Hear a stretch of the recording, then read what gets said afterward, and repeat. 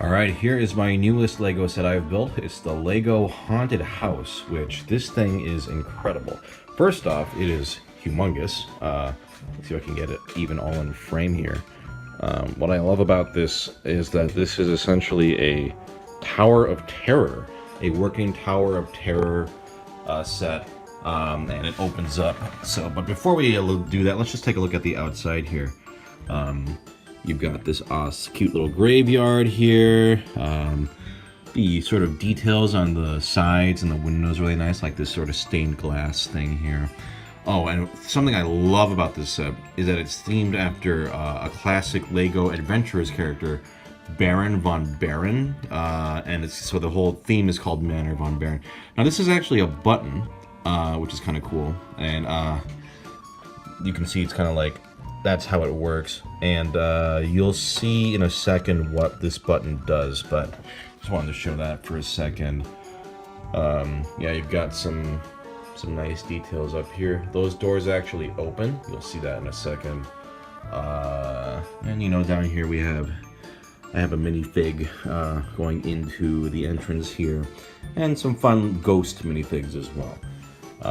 If we turn this around, you can see, yeah, it's one of those fun folding ones. Here, you can see the contraption that is gonna bring the elevator up. It's this long sort of conveyor belt sort of contraption. I guess I'll turn it because you can kind of see it in action.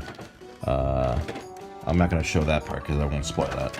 But ooh, you hear that? It's like if you're in a theme park line or queue, and you hear the ride going. Just imagine the Legos are screaming or something.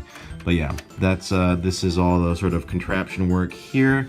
But let's open up this bad boy because you know what you really want to see is all the fun. Oh, here's also a little switch. You'll see what that does in a second. Let's look at what's inside. So yeah, this opens up, and you have a lot of fun little details within. So let's just kind of go through it all. So remember I said that there was a button before? So first off, I love this big portrait of Baron von Baron. And if you click the button, the mummy's curse of the ruby. Ooh. I just thought that was a really cute little feature. Down here, you got some Anubis heads and this great little pipe organ. I've also included some of the guest minifigs down here. This guy is like an identical minifig to this guy. I guess they're like twin brothers or something, which I thought was like a funny sort of like idea. Yeah, I just have him here playing the organ. Love how that looks. All scattered all around the haunted house, there are like these random sort of artifacts, and I'll show you something fun in the manual later about these artifacts. But yeah, we got this artifact over here. We've got this pharaoh's head. The spider web is fun. We got that is an Ogel reference to anyone who knows what that is, that skull. Just some random junk. I love that it's like it's themed as if Baron von Baron stole all these items and just kind of kept them in his manor. I love that sort of theming. Here we have an obelisk. This will be familiar to those who know the Adventurers set from back in the day. I love this sort of throwback. Here we have our riders getting ready to go up. Here we have a little sort of check-in desk where you can get your tickets, and a fun little skeleton artifact up there. Over here we have some more artifacts, a cup. This is the skeleton of Sam Sinister, which that's another fun Adventurers reference as well.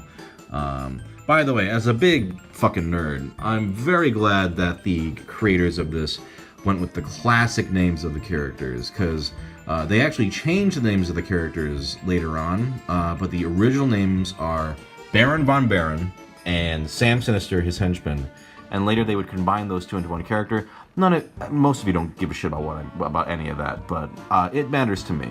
So here we have the door, the front door. We got this hanging chandelier, which is a nice touch. And then let me show you what this switch on the outside, or that switch I mentioned earlier, does. It opens the door, which is so cool. I love that.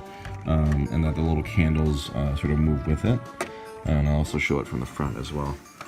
But just what a cool, yeah, so you've turned this little knob here. Look at that. That's so fun. I fucking love that shit. So yeah, you got the fun working door. And yeah, everything about this is just, the theme is fun. Like, I love that it's not only a fun throwback to Adventurers, but also that it's a theme park ride, which, as a huge Disneyland fan, the fact that this is a working Tower of Terror is just such a thrill to me. Now, what you've been waiting for, let's actually operate the tower itself. So as you crank it in the back, it starts to rise. I love the sort of clear windows here.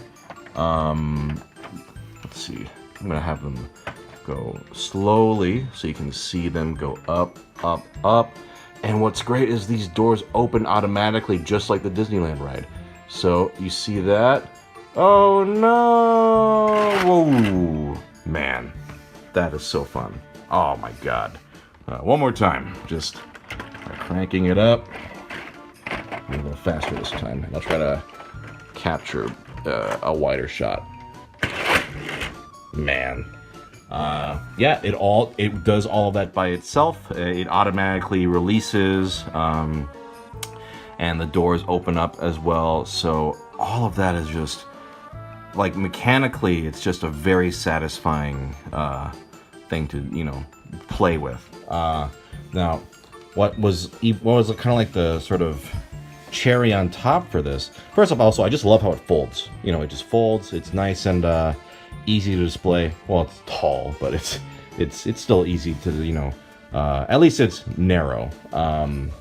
If we look at this manual here, there was clearly a lot of love for the Adventurer set, because that was one of my favorite sets as a kid.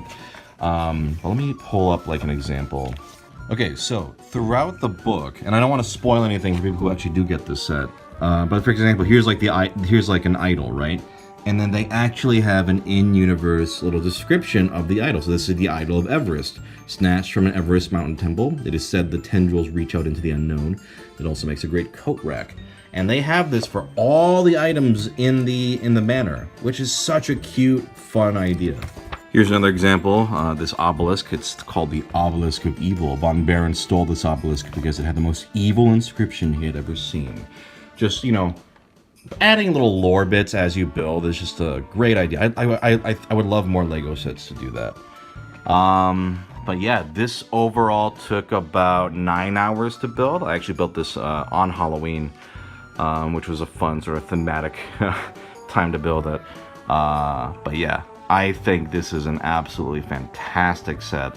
You know, with, you know, little touches like the button and the doors opening. And then, if you want a closer look at the minifigs, yeah, we have, you know, some fun guests. You can also change some of their faces to be more scared or more happy. These two in here, and then the identical brothers, along with the ghosts on the outside. But yeah, very happy with this. This is absolutely one of my favorite Legos I think I've ever built.